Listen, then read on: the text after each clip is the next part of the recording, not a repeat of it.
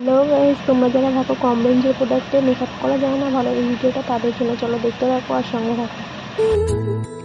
তবুও গোছালো মন কাল রাতে ঝরেছে পলাশ, জানিও কারণ তুমি মিশেছো হাওয়ায়, জানিও কারণ তবু ভালো লেগে যায়।